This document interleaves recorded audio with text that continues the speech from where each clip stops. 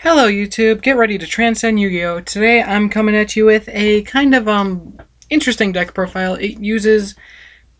I'm just going to kind of dive right into it, explain as we go. So first off, you're going to have your main engine of the deck. You got your 3 Black Gardens and 2 of each of the princess that you're running. You're running 2 Talaya, 2 Titanial, and 2 Chirubime. Now I'm just going to go over real quick what each of these guys do. Chirubime, Princess of Autumn Leaves. It's 2800 defense, and that's what matters. While this card is face up, your opponent can't select other plant-type monsters you control as an attack target. So, yeah, basically, she just sits there in defense as 2800 monster, and your opponent really won't be able to do anything because of Black Garden's effects.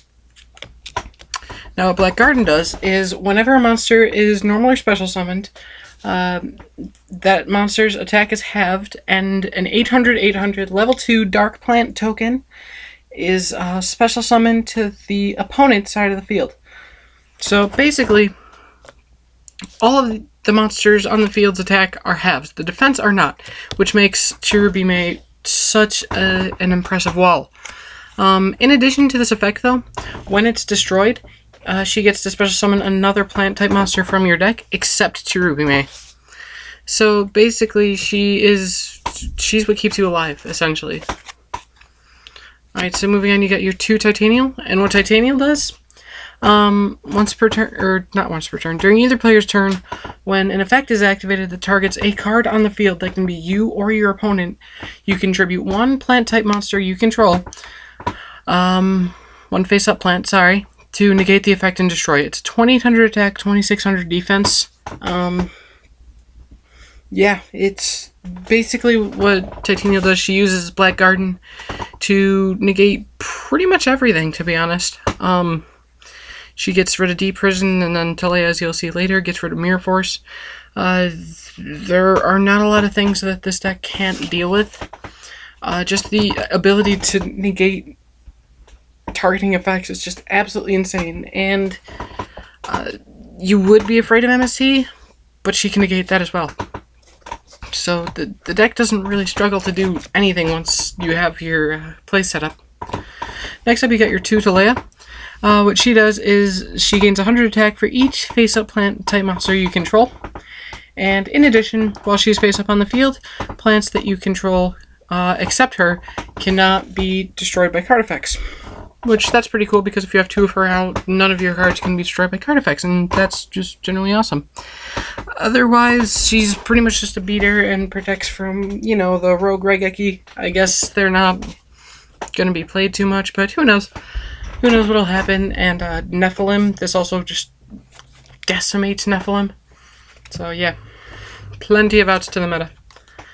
So yeah, that's the central core of the deck. Now getting on to what special summons these monsters. So you got 2 Lonefire, 1 Soul Charge, 3 Miracle Fertilizer, and 2 Call the Haunted. It's a pretty rudimentary kind of special summon engine. It's not necessarily meant to be fast. If it is, then that's great. But basically what the deck does is it dumps your... It either dumps your princesses into the grave, or gets them with Lonefire by many different means, which I'll get to later. But basically, this is what gets your cards out. This is what I play to get all of the princesses out. Oh, and something to be noted about Lonefire, that's not Lonefire, is that Lonefire can tribute any face-up plant monster you control. So you can literally tribute the tokens that you're using, that your opponent's basically just giving you, and then just get specs every single turn. Especially if you summon this off of Miracle Fertilizer, then you're just getting free advantage every single turn. It's awesome. Now you're playing a very small Synchro engine. I play 1 Spore, who I colored on to be Wheatley, and 1 Dandylion. I don't play Glow Up Ball because the deck is primarily spells, so I don't necessarily want to mill them. You know what I mean? I was considering Curry Bandit for a while.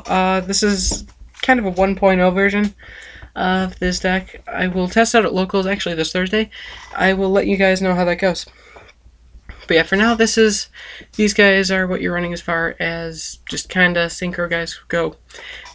Dandelion's absolutely hilarious with Titanial, by the way, because you can just normal summon the Dandelion, or even call the Haunted. And Titanial will be able to tribute this to negate an effect, and then Dandylion will special summon tokens for Titanial to tribute. It's absolutely fantastic.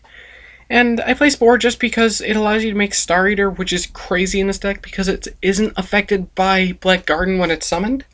So its attack just stays at 32, which is absolutely fantastic in this deck. So now for your draw power, you run 2 Upstarts, 1 Duality, 3 Dark World Dealings, and 2 Trade-In. Can't really see that, can you? 2 Trade-In. So Trade-In, obviously you play 6 level 8s. They're going to clog sometimes, so you play 2 Trade-In to get rid of that. 3 Dark World Dealings, because again, you're going to draw them. So Dark World Dealings kind of helps with that. I play Duality, frankly, because I don't have a 3rd Upstart, but Duality is one of the cards I was playing in place of Upstart when I first played this deck, and it did run well enough, it's just not at 3, so I think 1's a decent enough number for it. Again, I'm only playing 2 Upstart because I don't have a 3rd, but it seems to be working out pretty fine, so yeah, that's what I'm playing. So now for your search cards, you play 3 Terraforming, and 2 Reinforcement of the Army for your Rose Archers. You don't really need 3 Reinforcement of the Army because you do only play 2 Warriors, and then 3 Terraforming because, or you play 3 Warriors, sorry. 3 Terraforming because Black Garden is essential to the deck, and you can just discard it with Dark World Dealings if it gets cloggy anyway. So now for just kind of your miscellaneous stuff, you got 3 Rose Archers, you got 1 Gremlin, 2 Pollinosis, 1 Warning, and 1 Fiendish Chain. I apparently only have 1 Fiendish Chain, so I'm running Mole in its place. It doesn't really make too much of a difference. Either way, they kind of make threats less scary. Rose Archer is your trap control, along with your Pollinosis, who tributes tokens, which is absolutely fantastic. If you don't know what this does, it's a Solemn Judgment for plants, only you have to tribute 1 plant instead of paying half your life points.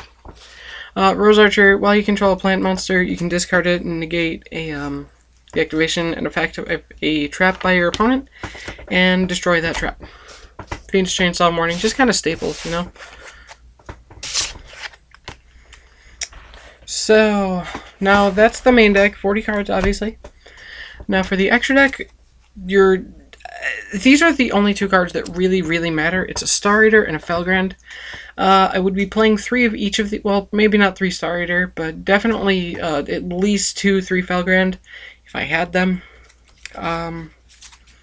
Yeah, Felgrand's crazy because once you summon him onto the field, you can just detach 1, and then his attack will stay at 2800 and won't get affected by the Black Garden. And then Star Eater does that regardless, so Star Eater is awesome to have on board. And Felgrand's just Felgrand in general. So now for your more obscure Synchros and Xyz, you play 1 Misbird Clausolas, very easy, Spore and Rose token. 1 Armory Arm, that's a little more difficult to make, it's one of your level 3s plus a Spore. You play 1 Catastor, that's basically just a Dandy token plus a level 4 Spore. HTS Psyhemuth, a level 4 Spore plus a Rose token. And then for your level 8, you play Colossal, Stardust Spark, and Scrap Dragon. I tried to pick cards that don't really care if their attack is low. Like Colossal will just be reborn. Stardust Spark protects your stuff, so who cares? And Scrap Dragon can target stuff while Talaya's out, so yeah. These cards are, level 8s are kind of hard to get out. It's a level 4 Spore plus 2 Rose tokens. Or, you know, any other assortment of stuff you find. But yeah, like, Misbird's got 0 attack anyway. Armory Arm boosts attack. Catastor, this banishes stuff. And these guys, obviously, I just described. Anyway, for your level 10s, I play 1 Decisive Armor and 1 Leo. I have obscene amounts of room in this extra deck, as you see. Because there are really only 2 cards that you need. I played the Decisive Armor just for that one situation. You know, if they pull out a Nephilim or something. then you can just, or sorry, Construct is being called now. You can just kind of fuck it up with Decisive Armor. Now for the Xyz that I play, for the other rank 8s, I play one number 62 and one Tachyon Dragon. I just happen to have them. You can play whatever you want. For rank 3s, I play a Meliae and I play a Zenmaines. Zenmaines is kind of easy to get out. It's basically just 2 Lonefire or Lonefire Dandy, whatever. This requires you to use Rose Archer as at least one of the materials. But when you do, you get a free special summon off of it, so I'm not really worried about it, I guess. It's difficult to get out, but once you do, it's just special summon, special summon, special summon, you know what I mean? And then you just run tons and tons and tons of tokens. I'm using Tira from Soul Calibur. But yeah. Obviously for Black Garden. So basically what this deck likes to do is special summon your princesses as soon as possible, then play Black Garden. Or if you can't do that, play Black Garden, then set a Black Garden, summon your princesses, and then play another one on top of it.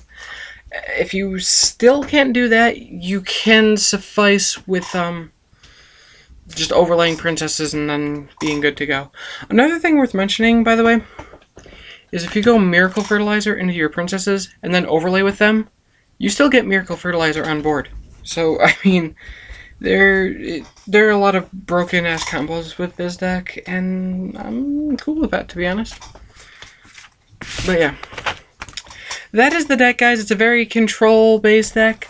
I hope you guys enjoyed it. Yeah, have fun dueling, guys. Transcend Yu-Gi-Oh! Out.